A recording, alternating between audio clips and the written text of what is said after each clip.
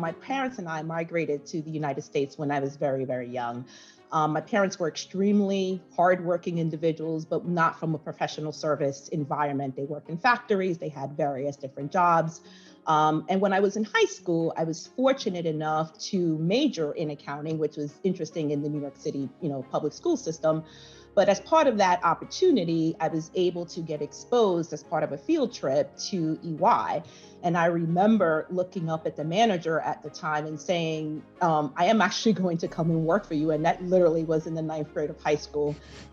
Interestingly enough, it has always been my destiny, but it was an interesting road to ultimately get there. Went to college in New York City. And in my first semester of college, I actually was pregnant with my first child at the time.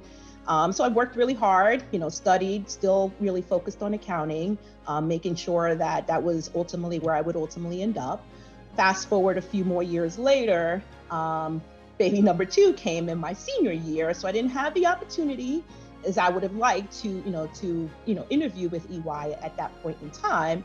But interestingly enough, I ended up working for a great minority-owned firm. And as part of my first assignment, it was a joint venture with Ernst Young. So I always say I was destined to be part of EY. Mentors and sponsors play a very critical and vital, important role in your professional careers. And I really do think that people need to understand the differences between a mentor versus a sponsor. Mentors are an unbelievable resource where you can seek advice and career, development, suggestions. But sponsors are going to be the key to your overall success in any organization that you join. And what's the difference? A sponsor is someone that literally puts their political capital on the table to make sure that you are getting the right levels of opportunities and the right assignments, and really are taking an initiative in making sure that you are developing the way that you should as you progress in your career. It's not easy. I can tell you that, being a very young mother with 3 kids growing up in the firm was extremely challenging. And what I had resolved myself to know really early on, and maybe a little bit took some learning, but the fact that it doesn't always work out exactly the way you want it to. It's not a 50-50 every day, you solve it 100% perfectly. But what I can tell you is that I was extremely fortunate to have an amazing husband who, provided me with a lot of support as I was very focused on my career development. And I had the opportunity to really be part, wife, mother, cheerleading coach. Literally, it was extremely important to me to be very actively involved in, my children's lives. I coached my oldest daughter for 3 years. I coached my youngest daughter for 3 years. And then after that, I coached other people's children for 8 more years. It was one of the most rewarding experiences in my life. I mean, it gave me an opportunity to be an awesome mom, an awesome coach, and an awesome mentor to a lot of young women. Was very fortunate that in my last year of coaching and being engaged as part of the program, we actually won a national cheerleading competition. So was extremely happy that I ended up actually having that experience.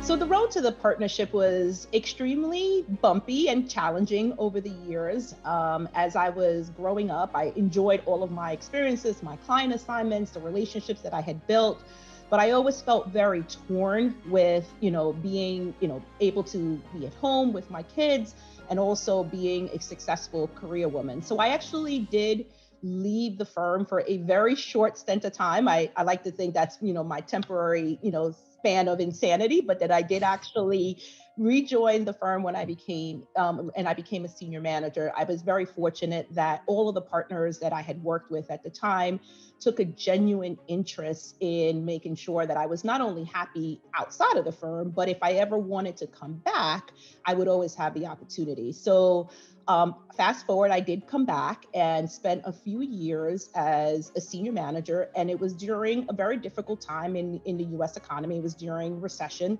and I had a lot of individuals who consistently kept me motivated, kept me focused, and making sure that it wasn't a if, but it would be a when kind of scenario.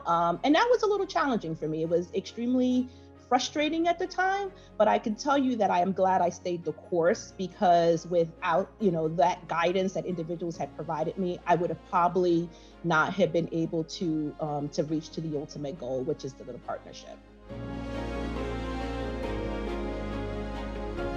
Really treasure your relationships and really nurture them. I think, people take for granted that they feel like, only the more senior individuals need to establish those relationships. And that is farthest from the truth. Every relationship that you are exposed to can become something very meaningful in the future. So take the time to genuinely understand, individuals, their interests, their likes, their dislikes, and making sure that you are really, really fully invested in those genuine relationships. And then I guess the other advice I would give you as well is, don't beat yourself over the head if you don't know something. Ask questions. You're in the prime of your career where you're going to be soaking in quite a bit of knowledge. Take the opportunity to ask really good questions. And by the way, don't even think of anything as a silly question. Any question is a good question. Just feel comfortable in your own skin to be able to ask those questions.